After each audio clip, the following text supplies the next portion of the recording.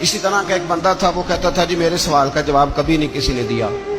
اس کی ملاقات ایک درویش سے ہو گئی، حضرت بہلول دانا سے۔ فرمانے لگے پوچھو بھائی کیا سوال ہے؟ کہنے لگا بابا میرے 3 سوال ہیں۔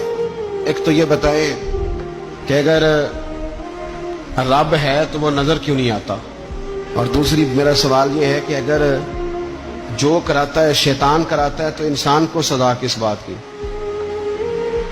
اور تیسری بات یہ کہ آپ کہتے ہیں کہ شیطان جن ہے، آگ سے بنا ہے، تو اسے بھی آگ میں ڈالا جائے گا تو آگ آپ کو کیسے جلائے گی؟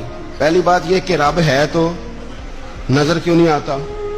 اور دوسری بات یہ کہ اگر سارا کچھ شیطان کراتا ہے تو پھر انسان کو سزا کس بات کی؟ اور تیسرا سوال میرا یہ ہے کہ اگر شیطان کو آگ میں ڈالا جائے گا تو وہ تو خود آگ سے بنا ہوا ہے، تو آگ کو کیسے جلائے گی؟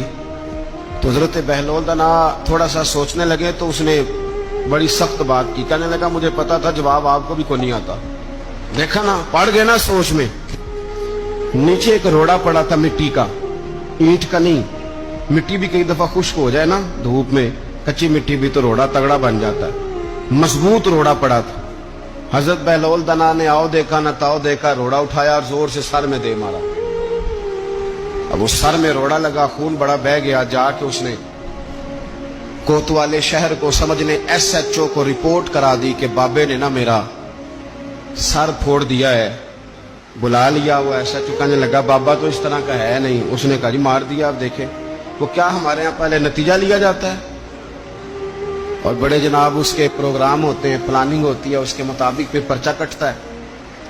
وہ جی میرا سر پھوڑ دیا ہے۔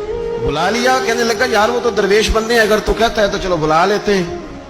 آپ آ گئے، تشریف لائے، تو اس نے کہا بابا آپ نے پتھر مار کے اس بندے کے سر کو پھوڑ دیا ہے۔ تو حضرت بہلول دانا کہنے لگے نہیں میں نے تو نہیں پھوڑا، میں نے تو اس کے 3 سوالوں کا ایک جواب دیا ہے۔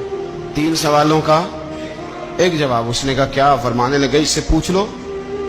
اس نے کہا جی کیا سوال تھے آپ نے؟ اس نے کہا جی پہلا میرا سوال یہ تھا کہ رب ہے تو نظر کیوں نہیں آتا؟